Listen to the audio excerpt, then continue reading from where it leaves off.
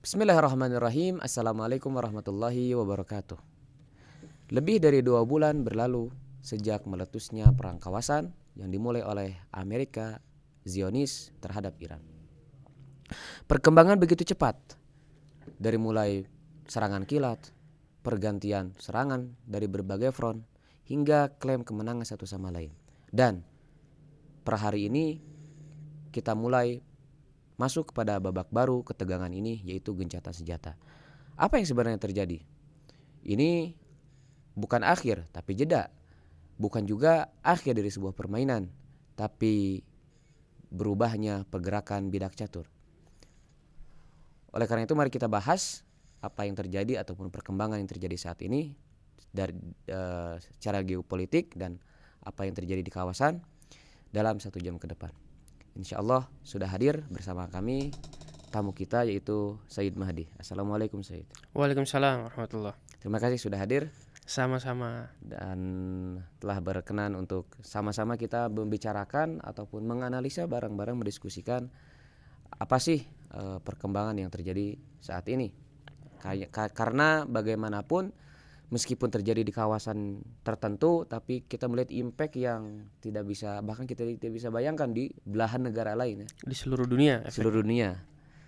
Oke Said, kita bahas sebelumnya bahwa sekarang pun kita masuk kepada babak gencatan senjata antara Iran dan Amerika setelah hampir 2 bulan ya, ataupun 40 hari ya, jual beli serangan, menewaskan ataupun membuat gugur para orang-orang dari kedua belah pihak, baik dari Amerika, militer Amerika tentunya, dari rezim Zionis sendiri, dari Iran.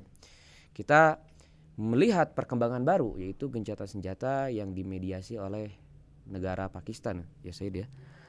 Lalu kira-kira apa sih kelanjutan dari pergerakan ini ataupun perkembangan yang terjadi di kawasan ini? Oke. Kalau kita ingin memprediksi atau kita ingin menganalisa perkembangan selanjutnya, itu kita akan kesulitan ya. Karena ketika kita melihat apa yang terjadi akhir-akhir ini, bagaimana tiba-tiba Amerika meminta untuk gencatan senjata sehingga bisa bernegosiasi dengan Iran secara langsung. Tentunya Iran tidak mau kalau bernegosiasi secara langsung. Oleh karena itu Pakistan muncul sebagai mediator antara kedua pihak ini. Kita akan kesulitan memprediksi apa yang akan terjadi selanjutnya. Artinya apa? Artinya semua kemungkinan masih bisa terjadi. Mungkin saja perang Ramadan ini akan berakhir dalam waktu dekat di meja negosiasi, atau mungkin saja meja negosiasi itu akhirnya gagal sehingga jual beli serangan akan kembali terjadi. Kita akan kesulitan memprediksi hal itu. Kenapa? Pertama, sepertinya belum pernah dalam sejarah negara Amerika bahwa negara ini datang ke meja perundingan atau ke meja negosiasi dalam keadaan kalah di medan perang. Jadi belum pernah. Ketika Amerika melakukan negosiasi, Amerika itu dalam keadaan kalah. Sedangkan di perang Ramadan kali ini, semua analis independen, bahkan analis barat sendiri, mengakui bahwa Amerika dan Israel kalah dalam perang ini. Di medan perang, Amerika dan Israel sudah kalah dari Iran. Oleh karena itu, apa yang mereka lakukan selanjutnya? Mereka melakukan negosiasi. Mereka meminta gencatan senjata, kemudian mengajak Iran untuk bernegosiasi. Iran oke. Jadi bisa dipastikan ini permintaan Amerika ya? Amerika tidak akan mengakui itu bahwa mereka yang meminta gencatan senjata. Alasannya? Akan tetapi ketika kita melihat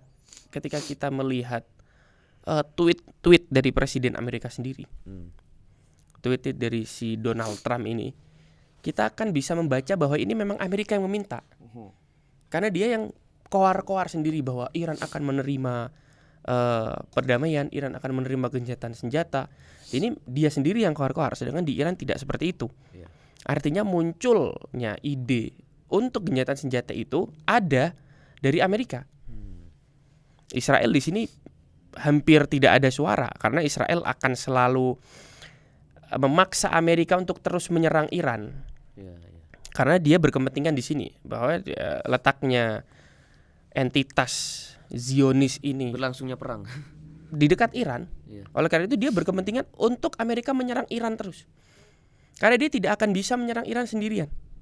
Iya. Terakhir Israel menyerang Iran sendirian, mereka hanya mampu 12 hari. Itu pun di 2 hari terakhir dibantu oleh Amerika serangannya.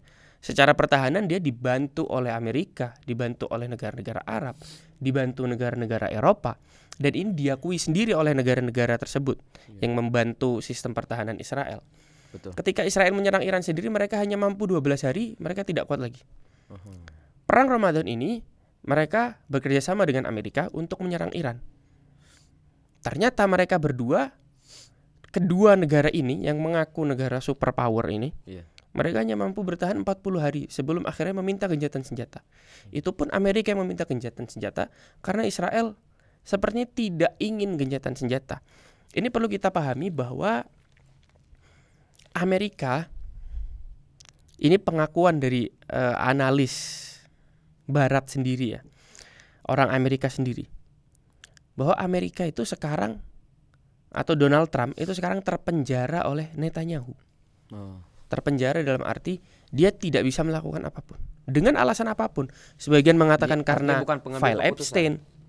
Donald Trump mengambil keputusan atas keinginan Netanyahu. Itu analisis secara lapangan atau memang secara dokumen atau seperti? Kalau kita melihat akan seperti itu. Perjanjian. Sebenarnya sekarang kalau kita melihat apa sebenarnya kepentingan Amerika di Timur Tengah? Eksploitasi paling. Eksploitasi. Siapa, negara mana yang menjadi kaki tangan Amerika nomor 1 di Timur Tengah? Tentunya Israel. Akan tetapi di Amerika sendiri ada lobby-lobby yang kebanyakan dari Israel, terutama kalau kita menyebut tentang AIPAC dan lain sebagainya. Itu semua orang-orang yang mendukung Donald Trump ada di AIPAC. Kita tidak bisa bilang semua, sebagian besar. Sebagian besar. Pemodal-pemodal yang memberikan dana untuk memenangkan Donald Trump sebagian berasal dari AIPAC. Oleh karena itu Donald Trump tidak bisa melakukan sesuatu yang merugikan Israel. Donald Trump ketika kampanye pemilu menggunakan slogan America First, ternyata yang terjadi dalam kepemimpinannya orang ini adalah Israel First. Kata Menteri Luar Negeri Iran, Said Abbas Araghchi, ketika Donald Trump melakukan sesuatu yang America First, itu artinya Donald Trump melakukan sesuatu yang Israel First, itu artinya Amerika menjadi last. Ketika di kampanye mengatakan Amerika adalah yang pertama, menjadi nomor 1, menjadi prioritasnya. Akan tetapi ketika dalam kenyataan yang menjadi prioritas Donald Trump adalah Israel, maka artinya kepentingan Amerika itu akan selalu berada di tempat terakhir. Dia lebih mengutamakan kepentingan Israel. Kembali ke meja perundingan, bahwa Amerika tidak pernah melakukan negosiasi dan perundingan ketika dia dalam keadaan kalah. Di Perang Dunia Kedua, setelah mereka menyatakan menang, baru dia mau menegosiasi apa yang mereka inginkan. Artinya apa? Dia setelah perang selesai, setelah musuhnya dikalahkan, dia ingin mengambil sesuatu dari musuhnya itu. Di Perang Dunia Kedua dengan Jepang juga seperti itu. Setelah membom dengan bom nuklir kota Hiroshima dan Nagasaki, dia juga melakukan negosiasi apa yang mereka inginkan. Untuk saat ini, Amerika terpaksa datang ke meja perundingan karena dia tidak bisa memenangkan medan perang. Lalu apa dengan klaim-klaim itu? Klaim semata. Kesulitan Donald Trump, kesulitan Amerika, kesulitan Israel pada saat ini adalah mereka tidak bisa menemukan jalan untuk keluar dari medan perang secara terhormat. Karena sekarang semua mata mengakui, sekarang semua semua analis mengakui bahwa dari media barat sendiri ya. bahkan dari media barat sendiri bahwa Iran memenangkan perang Secara strategis gitu ya. secara strategis, baik dari sisi pemerintahnya, dari sisi para pejabatnya, dari sisi rakyatnya, dari sisi militernya, bahkan dari sisi medianya. Media. Maksudnya apa dari sisi media? Padahal ya kita melihat media barat ya memiliki segudang cara untuk membuat kemenangan itu seakan-akan di pihak Iran, di pihak Amerika. Sekarang kalau kita melihat pada saat ini ketika orang-orang mencari berita di sosial media, di internet, di website dan lain sebagainya, yang muncul adalah ejekan-ejekan pejabat-pejabat Iran terhadap Amerika. Iya. Dan kalau kita melihat parodi itu lumayan parodi, sarkas juga kemudian video-video Lego yang dibuat ya. semuanya viral. Kemudian khusus juru bicara markas militer Iran, markas militer Khatamul Anbiya, Iya. Bahasa dengan menyampaikan Zulfaqari dengan bahasa yang kadang dia menyampaikan sesuatu dalam bahasa Inggris, kadang dia menyampaikan sesuatu dengan bahasa Ibrani. Ini memicu perhatian publik mengarah kepada mereka. Artinya dari sisi medan perang, dari sisi masyarakatnya, dari sisi ketahanan negara terhadap terjadinya perang, bahkan dari sisi media pada saat ini Iran berada di atas angin.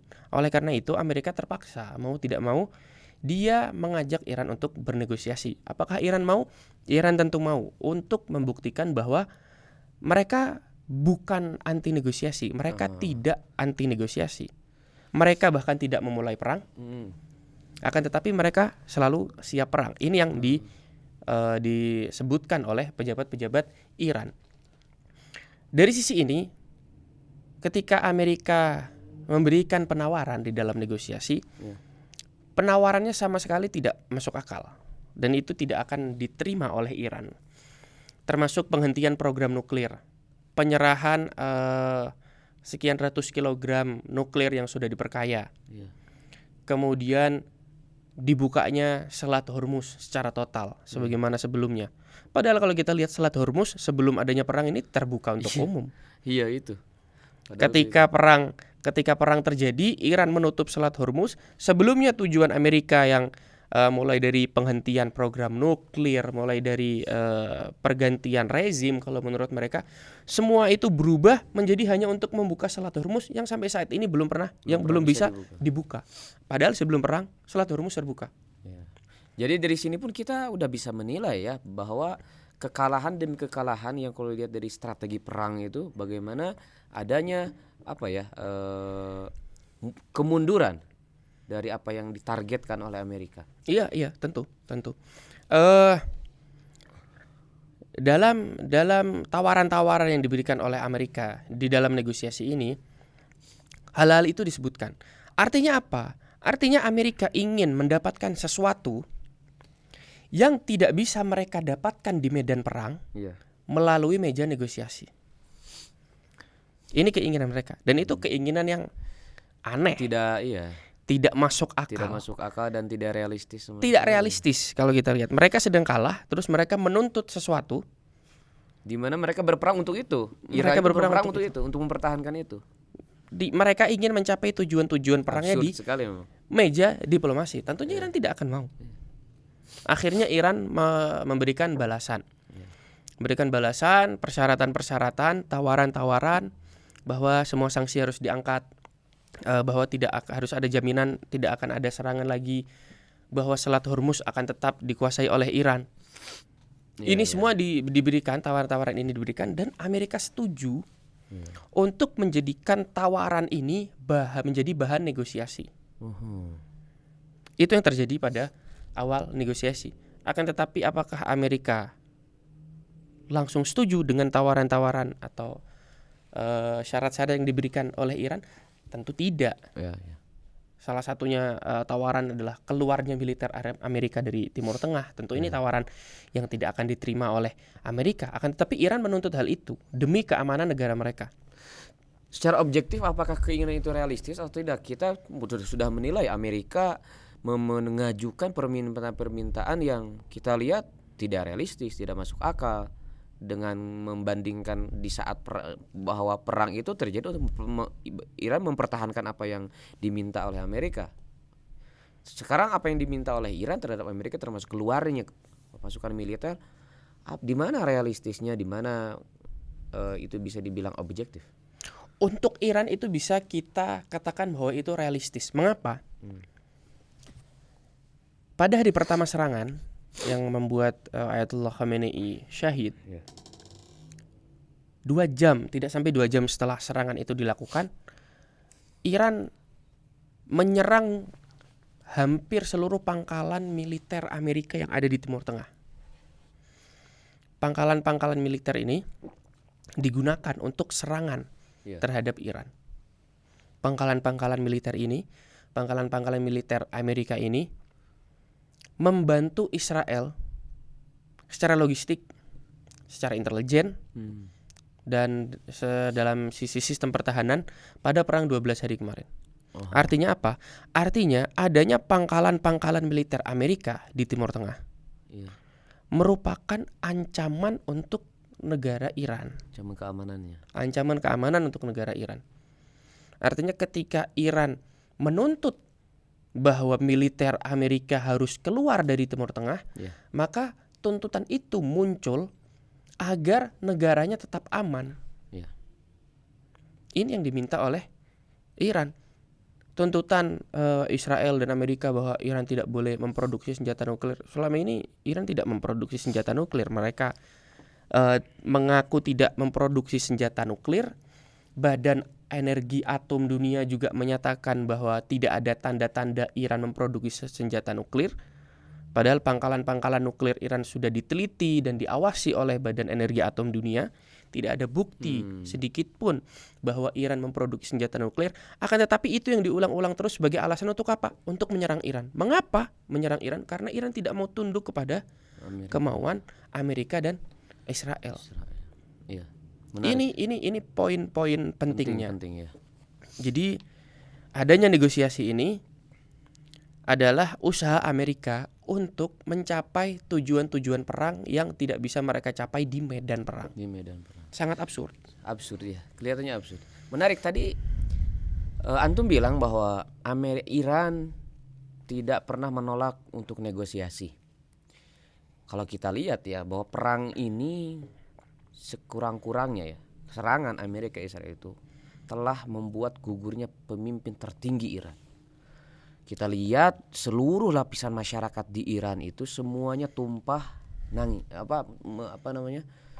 terpukul, kehilangan, karena sangat begitu dicintai ini Syahid Ali Khamenei, begitu mendapatkan hati seluruh lapisan umat masyarakat Iran. Selain itu kemarahan besar terjadi dari seluruh lapisan juga, dari mulai lapisan militer sampai masyarakat biasa, semua kemarahan terjadi. Mereka mengangkat slogan yang disebut dengan intiqom ya. Intiqom, balas dendam.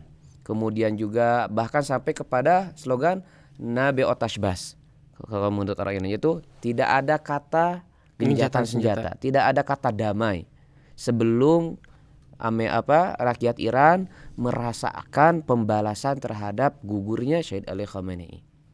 Lalu dalam hal ini ketika terjadi gencatan senjata dengan semua tuntutan masyarakat, tuntutan nasional ya, tuntutan masyarakat, seluruh masyarakat Iran, yaitu bahwa harfe moye kalom di istilah mereka ya, intikom, hanya intikom.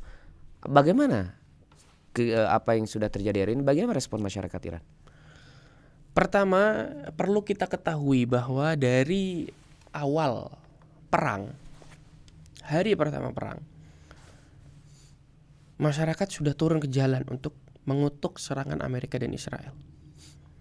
Pada hari kedua perang ketika diumumkan bahwa Syed Ali Khamenei syahid, dibunuh oleh Amerika, pada saat itu juga, karena itu diumumkan sebelum sholat subuh, setelah sholat subuh orang-orang semua turun ke jalan. Iya. Untuk mengatakan kepada pemerintah mereka bahwa kami ingin menuntut balas. Iya. Kemudian setiap malam mereka masih turun ke jalan hingga saat ini, Iya. hingga hari ini, hingga setelah 2 bulan perang berjalan, mereka masih turun ke jalan untuk membela negara mereka. Ketika Amerika mengancam akan menyerang jembatan-jembatan, justru masyarakat Iran akan turun ke jembatan-jembatan itu untuk Luar menyatakan biasa. bahwa kami tidak takut. Ketika Luar biasa. Amerika, Donald Trump ini mengatakan saya akan menyerang kilang-kilang minyak, pangkalan-pangkalan minyak, masyarakat datang ke pangkalan-pangkalan minyak untuk menyatakan apa? Bahwa kami tidak takut dengan serangan Amerika. Ini yang ingin dikatakan oleh masyarakat Iran. Jadi mungkin ini satu-satunya perang yang dalam perjalanannya masyarakat yang takut bahwa gencatan senjata akan terjadi. Biasanya dalam perang masyarakat menuntut gencatan senjata. Iya. Betul. Di sini sebaliknya. Iya. Masyarakat tidak mau gencatan senjata. Oh, betul. Di perang-perang biasanya, negara-negara yang sedang perang, pemerintahnya khawatir masyarakatnya tidak akan tahan dengan orang. Di sini masyarakat yang khawatir pemerintah akan negosiasi. Luar biasa. Anomali ya ini sebenarnya. Ini anomali. Oleh karena itu ketika adanya hal-hal seperti ini, muncul satu slogan bahwa rakyat Iran adalah rakyat yang diutus, yang mab'uth, yang diutus oleh yang bangkit, yang dibangkitkan oleh Tuhan. oleh Tuhan. Ya persis seperti apa yang sebulan sebelum kesyahidannya atau gugurnya Syahid Ali Khamenei. Kalau memang sesuatu bakal terjadi, ya mungkin kita Rakyat bisa sendiri yang akan menerjemahkannya menjawab. kan. Ya, kita menerjemahkannya sesuatu terjadi ya gugurnya dia gitu. Kehilangan sosok seperti Syahid Ali Khamenei. Allah akan mengutus, Allah sendiri akan mengutus. Betul, anomali sekali. Lalu mengapa pemerintah tetap melakukan negosiasi? Alasan pejabat-pejabat Iran dan pemerintah Iran untuk melakukan negosiasi ini adalah apa? Adalah untuk mentasbitkan atau meresmikan hal-hal yang berhasil mereka capai di medan perang. Bagaimana itu?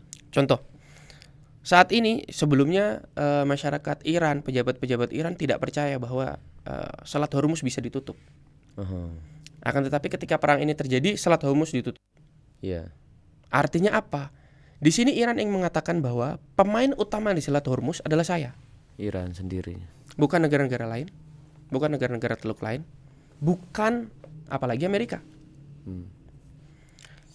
Saat ini Amerika dan negara-negara Barat, meskipun mereka tidak berani melewatkan kapal-kapal mereka di Selat Hormuz, akan tetapi mereka masih belum mengakui bahwa Selat Hormuz memang dikuasai oleh Iran. Iya. Walaupun kalau kita melihat negara Prancis, Cina, Rusia, kemudian negara-negara lain termasuk Indonesia, Iya. mereka bernegosiasi dengan Iran agar kapal-kapalnya bisa melewati Selat Hormuz. Akan tetapi ini belum diakui oleh dunia. Oleh karena itu perlu ditasbitkan melalui negosiasi ini. Ketika Amerika sudah mengakui oke, Selat Hormuz milik Iran, bukan menjadi perairan internasional.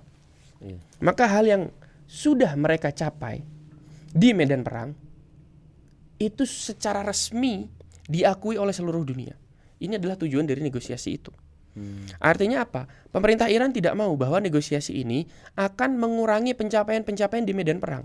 Justru adanya negosiasi secara tidak langsung dengan mediasi Pakistan adalah usaha pemerintah Iran untuk mentasbitkan apa yang sudah mereka capai di medan perang. Iya. Apa yang sudah mereka dapatkan melalui rudal-rudal itu. Iya. Ini yang ingin dicapai oleh pemerintah Iran. Tentunya dengan dasar-dasar dan pondasi-pondasi, asas-asas yang diberikan oleh pemimpin tertinggi Republik Islam Iran pada saat ini, yaitu Sayyid Mujtaba Khamenei, bahwa kepentingan rakyat Iran menjadi nomor satu. Iya. Selat Hormuz akan tetap, beliau tidak menyebut ditutup, akan tetapi akan ada sistem baru di Iya. Teluk Hormuz, Di Selat Hormuz. di Selat Hormuz.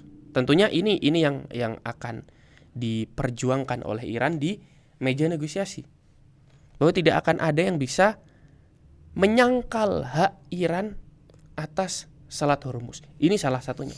Tentunya mereka punya pencapaian-pencapaian lain yang tidak semuanya di publish ke publik. Kita juga tidak bisa mengakses secara detail apa yang mereka bahas di dalam meja negosiasi. Akan tetapi secara garis besar di dalam negosiasi ini yang menjadi hal utama adalah mentasbitkan apa yang sudah mereka capai di medan perang, apa yang sudah mereka dapatkan di medan perang. Kemudian keuntungan terbesar harus menjadi milik rakyat Iran. Ini yang menjadi asas atau dasar dalam negosiasi dengan Amerika secara tidak Jadi langsung. intinya pemerintah berusaha meyakinkan masyarakat yang sebelumnya bergejolak atas kejadian ini, bahkan sampai saat ini pun gencatan senjata terjadi, cuma masyarakat masih tetap turun ke jalan. Apakah dengan ini pemerintah bisa artinya mampu mengendalikan rakyat dan bisa mengambil hati rakyat ya? Tentu ya, karena begini, kita bisa melihat ada 3 faktor kemenangan Iran hingga saat ini. Ada 3 faktor. Pertama, militer di medan perang, kemudian para negosiator di meja diplomasi, dan rakyat yang ada di jalan-jalan. 3 dasar inilah, 3 pondase inilah yang membuat Iran berada di atas angin, yang membuat tangan Iran berada di atas tangannya Amerika. Artinya apa? Masyarakat hingga saat ini masih turun ke jalan dengan tuntutan-tuntutan yang lebih bermacam-macam, dengan tuntutan tetap balas dendam, dengan tuntutan untuk tetap menutup Selat Hormuz dan lain sebagainya. Artinya apa? Ini satu poin penting yang bisa kita ambil pelajaran dari perang ini untuk rakyat Indonesia sendiri. Dalam teks pertama yang dikeluarkan oleh Sayyid Mujtaba Khamenei, pemimpin tertinggi Republik Islam Iran saat ini,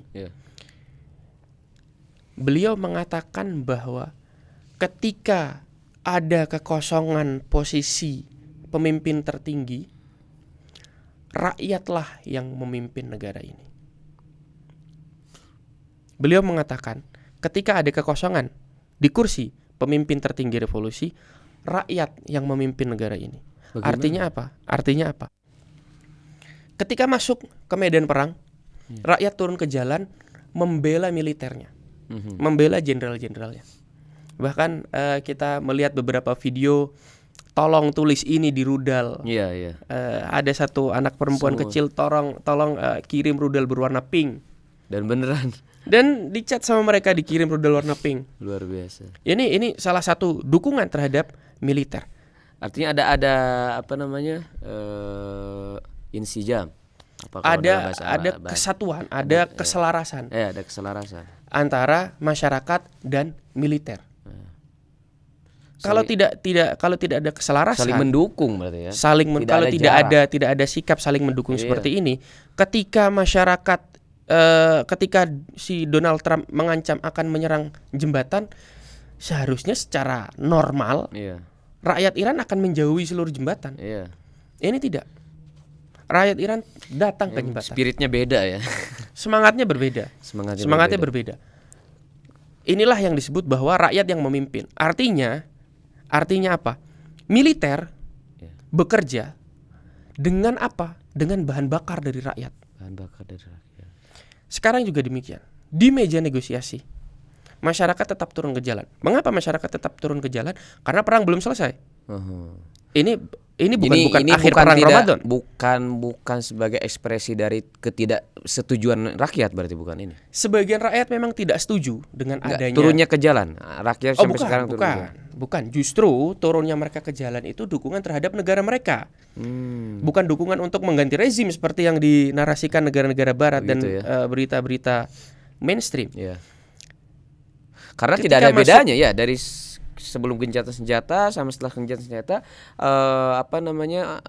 turunnya rakyat ke jalan dengan spirit yang sama. Masih spirit yang sama. Jadi kita barangkali bisa aja ya orang yang sengaja termasuk dari media-media yang ingin memframing.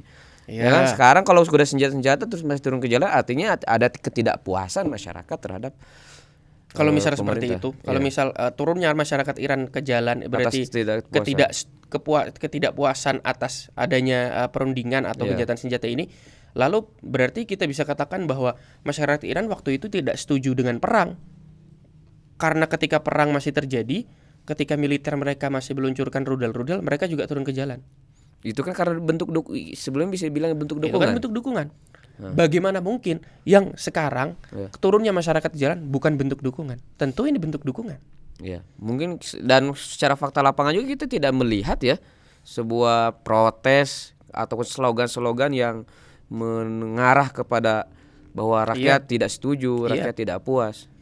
Tentunya kehilangan sosok pemimpin tertinggi, ayah spiritual bagi seluruh rakyat Iran, bahkan seluruh muslimin di dunia seperti Sayyid Ali Khamenei ini pukulan yang berat untuk masyarakat. Tentunya mereka ingin ayo kita perang terus saja. Iya. Kita nggak usah negosiasi. Ini orang ini yang membunuh Sayyid Ali Khamenei. Akan tetapi ketika kita berbicara balas dendam, maka balas dendam apa yang lebih baik daripada keluarnya militer Amerika dari Timur Tengah? Balas dendam apa yang lebih baik daripada terwujudnya impian-impian pemerintahan Iran? Itu yang sekarang memang jadi tuntutan masyarakat. Iya. Kalau memang seperti itu, literasi masyarakat tinggi sekali.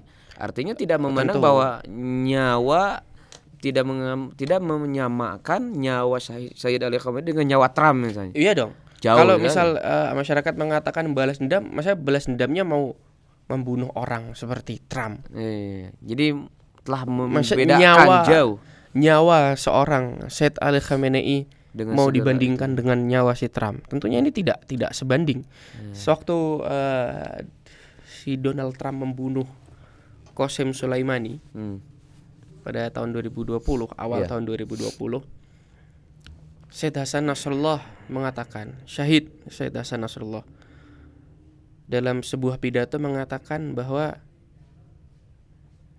sandalnya Qasem Soleimani itu lebih mulia daripada kepala Donald Trump dan seluruh pejabat Amerika.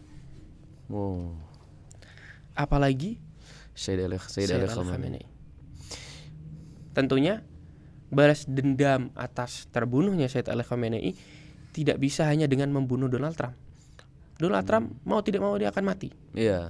Dengan cara apapun. Dengan isu-isu yang beredar bahwa dia sakit, ada isu yang mengatakan dia kena kanker otak dan lain sebagainya. Apapun itu dia akan mati. Ya di saat yang sama rakyat begitu dengan segala kepercayaannya terhadap Sayyid Ali Khamenei. Kalau kita ingat dulu Sayyid Ali Khamenei pernah menyampaikan pernyataan yang bahasanya unboboike dar ra'se hukumat bonekhwat wa gurur.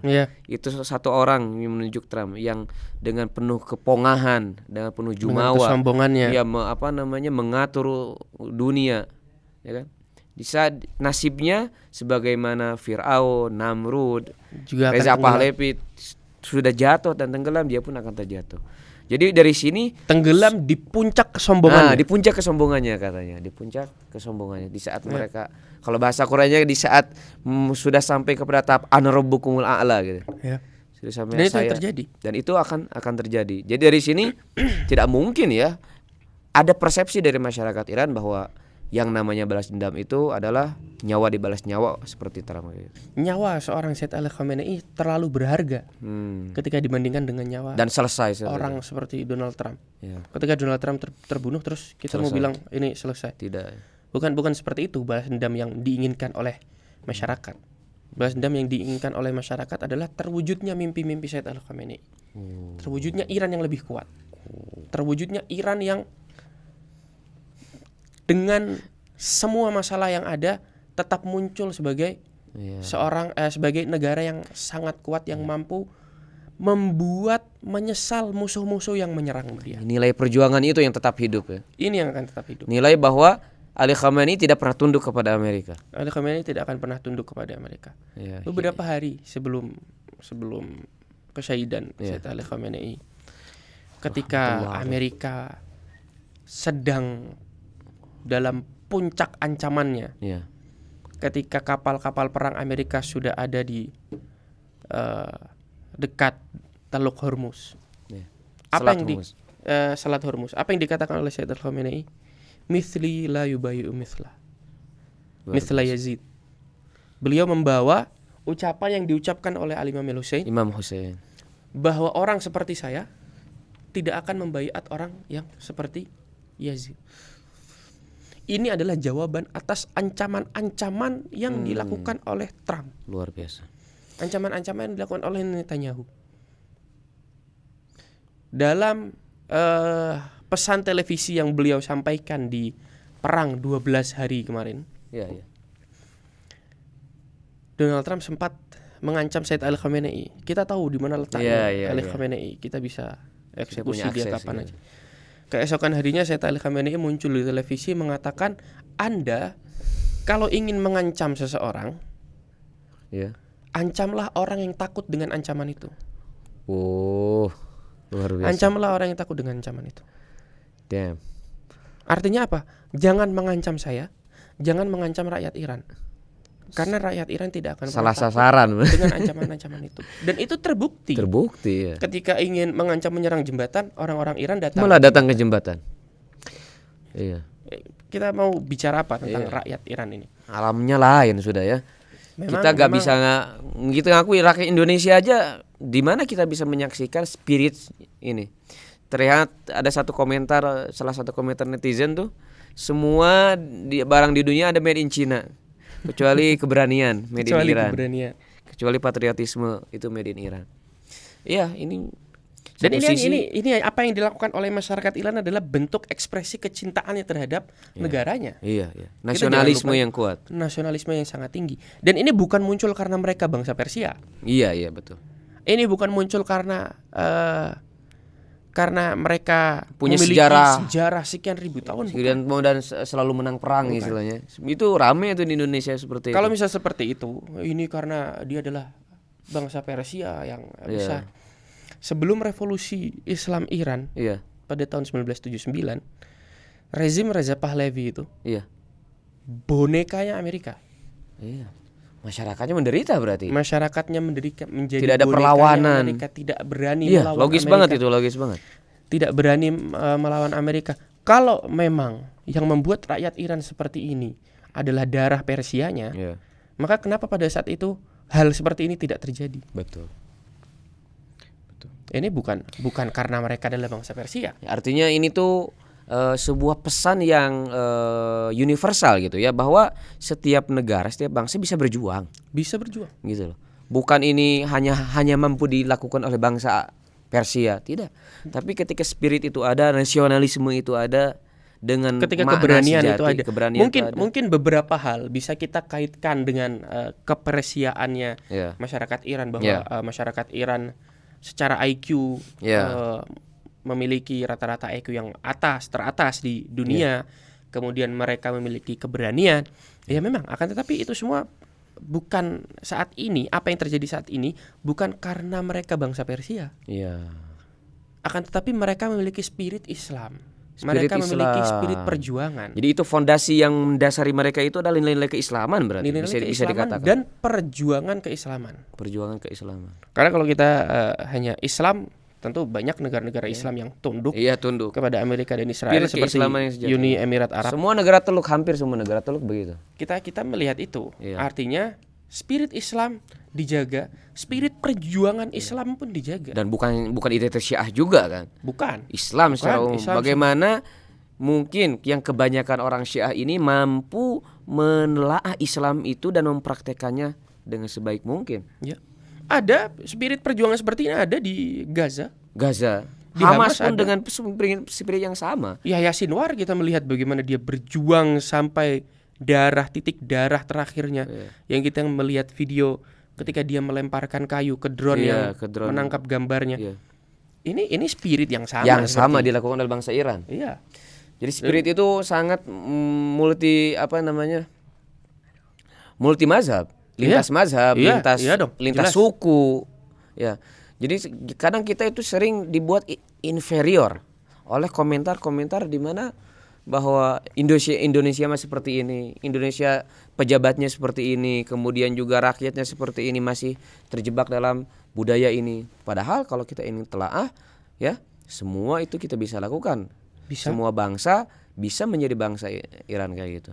Bisa, terutama masyarakat ya. Masyarakat. Makanya ketika Sayyid Mujtaba Khomeini mengatakan bahwa andalah para rakyat masyarakat yang menjadi pemimpin negara ini ketika terjadi kekosongan di kursi kepemimpinan tertinggi Republik Islam Iran, itu dalam pikiran saya Iya. langsung tergerak, langsung terpikirkan bahwa ini adalah demokrasi yang sebenarnya. Oh, kok bisa? Bahwa demokrasi itu apa sih? Iya. Demokrasi itu pemerintahan dari rakyat, oleh rakyat, untuk rakyat. Iya. Dalam demokrasi, kekuasaan tertinggi berada di tangan Rakyat. rakyat. Ketika Sayyid Mujtaba mengatakan, kalianlah para masyarakat yang memimpin negara ini. Dibuat masyarakat terlibat kayak gitu. Bukan hanya terlibat, masyarakat menjadi unsur terpenting dalam suatu negara. Iya. Tidak kalah dengan Rakyat menjadi unsur terpenting dalam sistem-sistem yang lain. negara. Masyarakat yang menjaga sistemnya. Iya. Ketika sistem ini diakui oleh masyarakat, ketika sistem ini dibela oleh masyarakat, maka masyarakat sendiri yang akan menjaga sistem itu. Meskipun terjadi kekosongan di kursi kepemimpinan, masyarakat yang akan mengisi kekosongan kepemimpinan itu. Jadi masyarakat itu merupakan satu lapisan yang menjadi bagian dari pengambil keputusan berarti. Apakah bisa dibilang seperti itu? Iya dong. Dalam pengambilan keputusan justru masyarakat yang harus menjadi titik utama dalam pengambilan keputusan. Ini negara demokrasi seperti ini.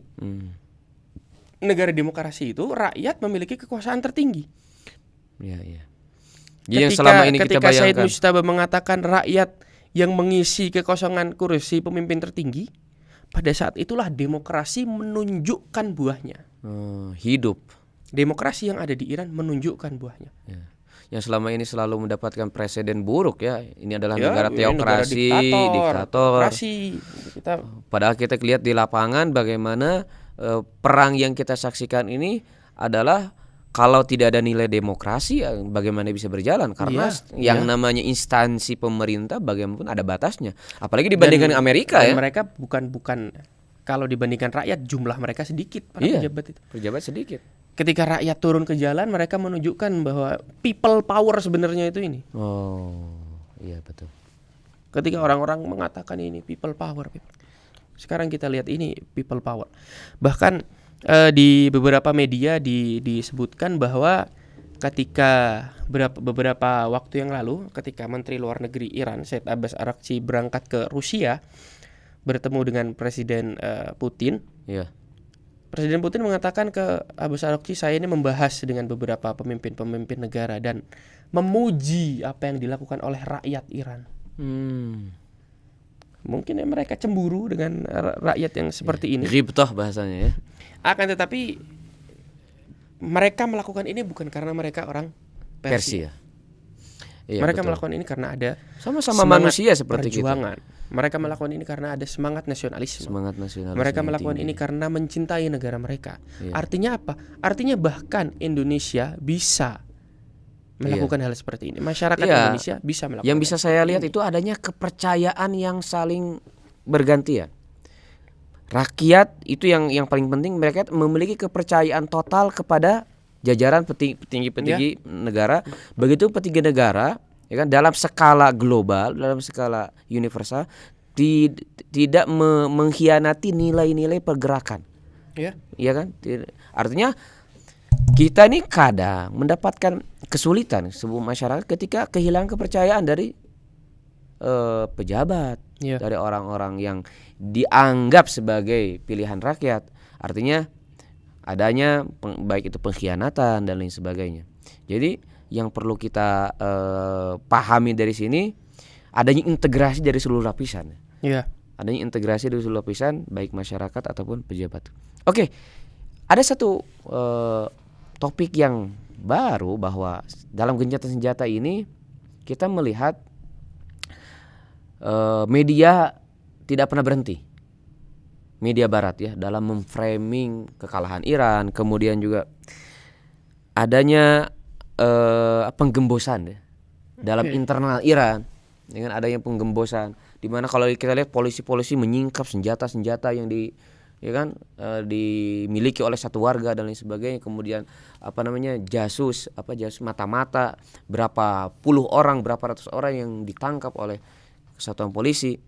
Kemudian juga tekanan ekonomi. Kita lihat kan naik sekali sekarang harga-harga barang, mata uang rial semakin jatuh sekarang setelah adanya blokade, terutamanya blokade dari pihak Amerika terhadap Selat Hormuz. Kalau kita, apakah ini bisa diakumulasi sebagai dari bagian perang ini gak sih? Semuanya.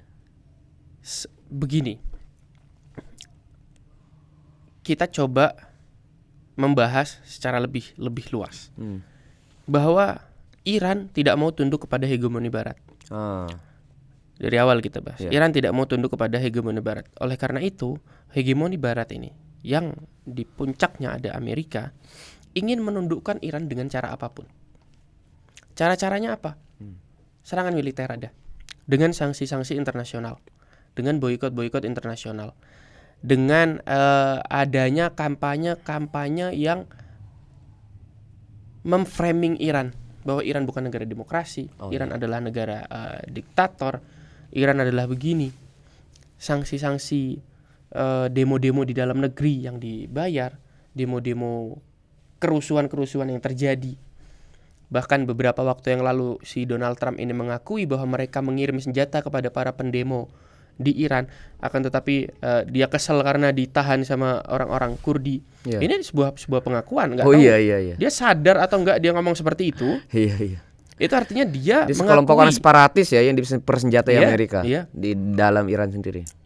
Dengan sanksi-sanksi ekonomi, dengan tekanan-tekanan ekonomi, dengan menggunakan pengkhianat-pengkhianat yang ada di dalam negeri, seperti pengkhianat yang membeli dolar kemudian membawa kabur keluar.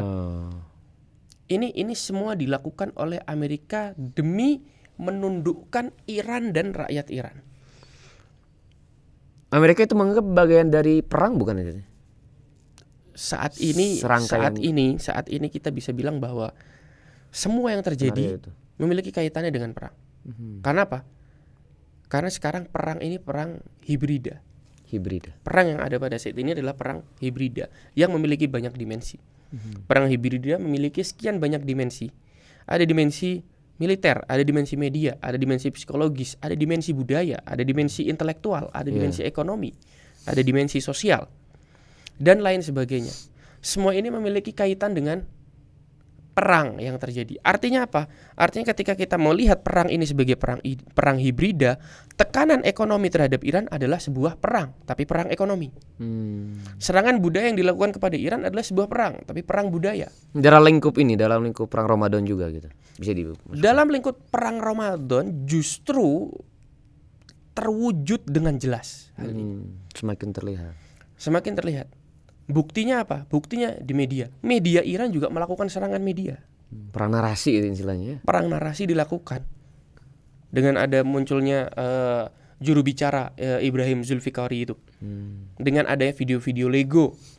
Dengan adanya tweet-tweet komedi. Sekarang komedi Iran itu berkualitas loh ya. Komedi dalam bahkan dari rakyat Iran sendiri. Komedi perang gitu. Kemudian akun-akun kedutaan besar Iran di berbagai negara di dunia memberikan tweet-tweet yang menyadarkan banyak, lucu dan menyadarkan, lucu dan menggugah ibaratnya. Nah, ini semua terjadi di perang Ramadan ini. Artinya semua tekanan ekonomi, tentu tekanan ekonomi dari sebelum adanya perang Ramadan ini, 2 atau 3 bulan sebelum terjadinya perang Ramadan itu sudah dilakukan. Pada saat itu yang membuat kerusuhan adalah adanya demo menuntut perbaikan ekonomi, karena pada saat itu harga dolar naik dengan drastis. Kemudian demo untuk menuntut perbaikan ekonomi ini ditunggangi oleh agen-agen yang sudah dibayar dan dipersenjatai oleh Amerika untuk membuat kerusuhan. Untuk membuat pembunuhan massal, bukan hanya kerusuhan. Pembunuhan massal. Pembunuhan massal. Bahasa versinya apa kan? Kushtetsuji. Kushtetsuji. Ini Iya. yang berat. Berarti kesimpulannya ini adalah semua bagi skenario perang yang memang dibuat dengan berbagai macam berbagai macam cara yang disebut dengan perang hibrid. Bahkan ada sebuah informasi yang mengatakan bahwa ketika kerusuhan itu terjadi di beberapa bulan yang lalu, bulan Januari waktu itu. Ketika kerusuhan itu terjadi, tidak lama setelah itu militer Amerika akan masuk menyerang Iran. Akan tetapi yang terjadi adalah masyarakat Iran bangkit sebaliknya. Masyarakat Iran bangkit menolak, memisahkan diri dari para perusuh ini. Oh iya, betul.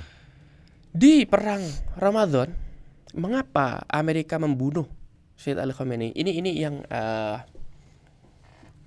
ini informasi yang kita bisa lihat dalam sepertinya interview terakhir Syahid Ali Larijani. Iya. Beliau mengatakan apa? Amerika membunuh Sayyid Ali Khamenei. Ketika mereka terbunuh, orang-orang akan kacau, orang-orang akan turun ke jalan. Kaki tangan Amerika. Ini yang diperkirakan oleh Amerika dan Israel. Bahwa setelah Sayyid Ali Khamenei syahid, orang-orang akan turun ke jalan dan akan membuat kerusuhan. Kerusuhan inilah yang akan digunakan untuk meruntuhkan pemerintahan, meruntuhkan struktur pemerintahan. Ketika struktur pemerintahan runtuh, maka masyarakat tidak akan memiliki bahan pangan. Masyarakat tidak akan memiliki bahan bakar. Dan ketika ini semua terjadi, masyarakat akan marah dan akhirnya menjatuhkan negara Islam yang ada pada saat ini. Akan tetapi, apa yang dikatakan oleh Sayyid Ali Khamenei, bahwa kesalahan utama musuh Iran pada saat ini adalah mereka tidak mengenal masyarakat Iran. Itu salah analisa mereka bahwa ketika Sayyid Ali Khamenei syahid akan ada kerusuhan dan lain sebagainya. Dikatakan sebelum dia syahid ya. Justru ketika Sayyid Ali Khamenei syahid, masyarakat Iran turun ke jalan menuntut balas, bukan untuk meruntuhkan. Justru saat ini sistem Islam yang ada di Iran ini sedang ada di puncak kekuatannya. Menjadi negara superpower lah. Ini jadi negara superpower dengan kesyahidan Sayyid Ali Khamenei. Dan sebuah pemikiran baru bahwa ketika superpower itu dianggap sebagai militer, ekonomi, tapi superpower yang ditampilkan orang Iran itu ada nilai-nilai yang lebih dari itu ya. Ya seperti prinsip yang kuat, kemudian keberanian bertahan dalam kondisi apapun. Kemarin juru bicara Kementerian Luar Negeri Iran ada konferensi pers. Dia ditanya oleh salah satu surat kabar luar negeri bahwa Amerika ini negara superpower. Mereka memiliki banyak hal karena mereka adalah negara superpower. Mengapa Anda masih mau melawan? Mengapa Anda tidak tunduk? Memangnya apa yang Anda punya untuk melawan Amerika? Ismail Baqai menjawab hanya satu kalimat dan itu membungkam seluruh orang. Jawabannya adalah kami juga negara superpower. Luar biasa. Menantang sekali itu. Jawaban yang menantang. Menantang, sarkas dan membungkam itu.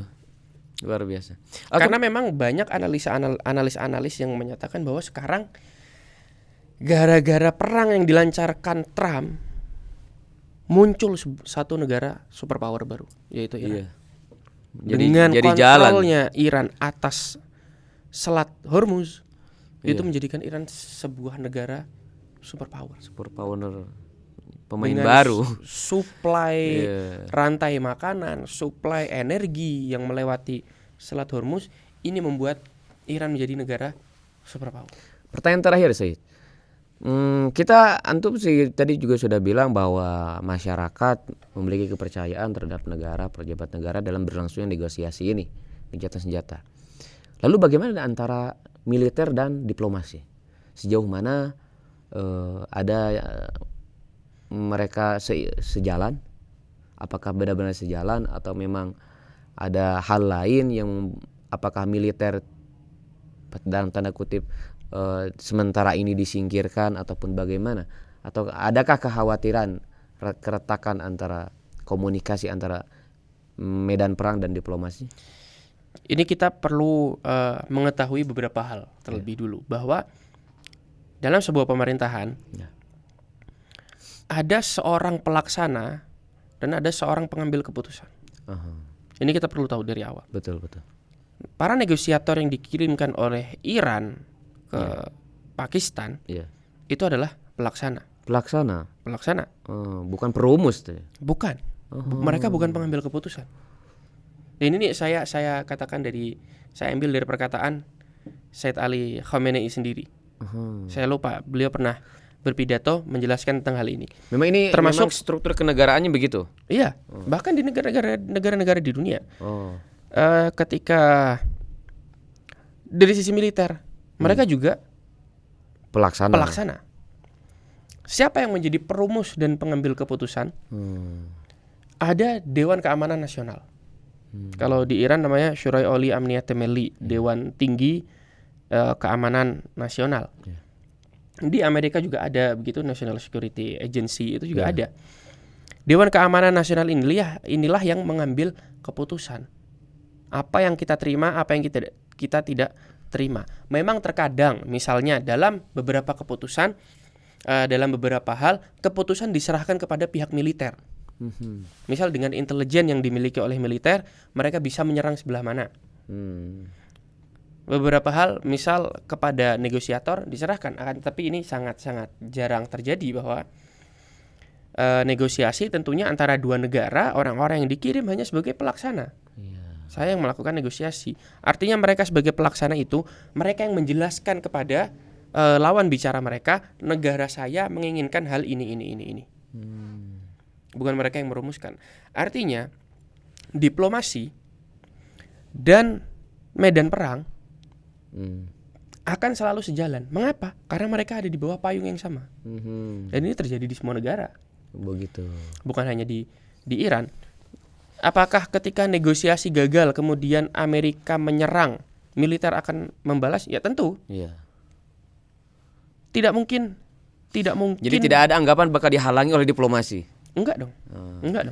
Jadi secara struktural mereka itu ada di bawah payung yang sama, berjalan dari satu komando yang satu. Dan Dewan Keamanan Nasional di Iran juga ada orang militer, ada politikus, ada menyertakan semua lapisan. Iya dong. Karena mereka yang akan membuat keputusan, sehingga keputusan itu dianggap keputusan yang paling aman untuk sebuah negara.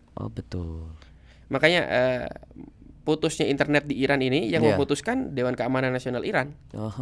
Karena itu dianggap keputusan yang aman untuk negaranya. Betul. Untuk menghalau para perusuh-perusuh berkomunikasi dengan pihak-pihak di luar. Seperti itu. Luar biasa. Terima kasih Sayyid Mahdi atas ulasan dan diskusi yang lumayan dan sangat bermanfaat, menarik. Waalaikumsalam warahmatullahi wabarakatuh.